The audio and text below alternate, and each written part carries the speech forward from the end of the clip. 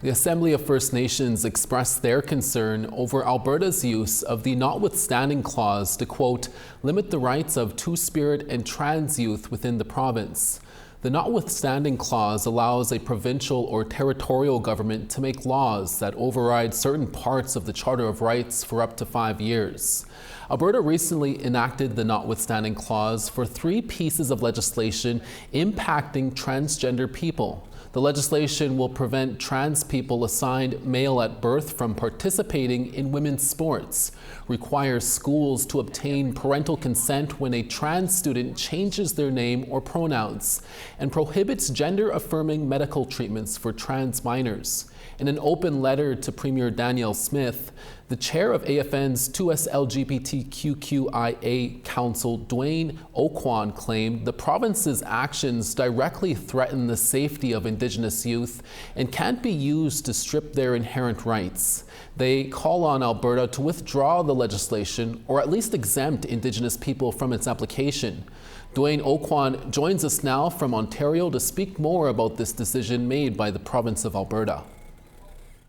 Dwayne, thanks so much for joining us today. To start off, can you tell me a bit about Alberta's new legislation targeting transgender people in the province and why you and the Assembly of First Nations 2S LGBTQIA+ Council found it necessary to write their Premier an open letter regarding her use of the Notwithstanding clause?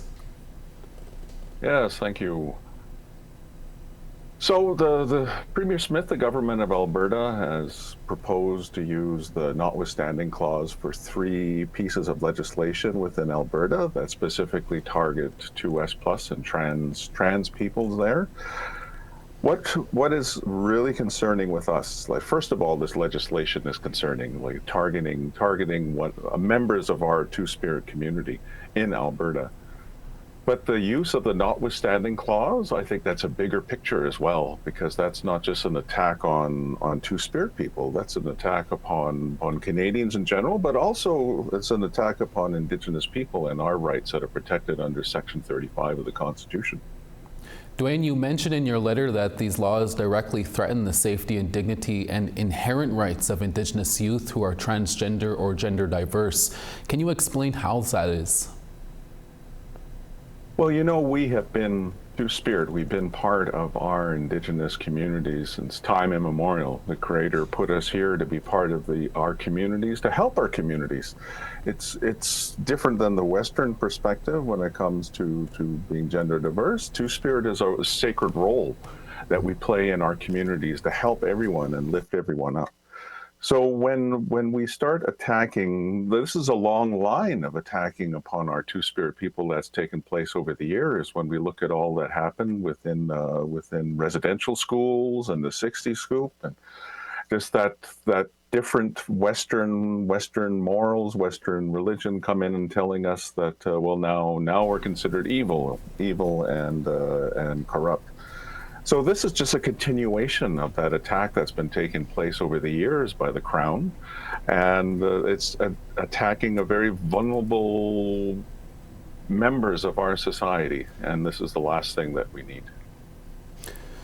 What precedent does it set for Alberta to use the Notwithstanding clause so the courts can't intervene on legislation affecting the freedoms of transgender people? It's a little scary. Like I can't imagine what the people are feeling within Alberta, especially the Two-Spirit and trans community, but all Albertans, to have a government just brush aside charter rights just whenever it suits them or whatever the political winds are blowing. That should be frightening to everybody, because who's next? But when it comes to Indigenous rights that are protected under Section 35, the Notwithstanding clause can't be used against our Indigenous rights that are protected under the Constitution. When we look at the Chiefs and Assembly, when they established this council, one of the things they talked about is that we've always been, Two-Spirit have always been part of our community, and the Chiefs and Assembly were just reaffirming that, remembering that, and bringing that up once again and bringing it forward. So for us to be part of the community and for the Premier to use the Notwithstanding clause to try to strip us of our rights, well, in our opinion, in the letter that we sent to her, is that they don't have that ability to use a notwithstanding clause against us in this way. Dwayne, finally, do you have any words of encouragement for Indigenous trans people in Alberta or throughout Canada dealing with the impacts of anti-trans rhetoric? We are standing with you, and we're never going to give up fighting for you and holding you up. And you are amazing, you're beautiful, and we love you. And if one of us are suffering, all of us are suffering. And so all of us are standing up together.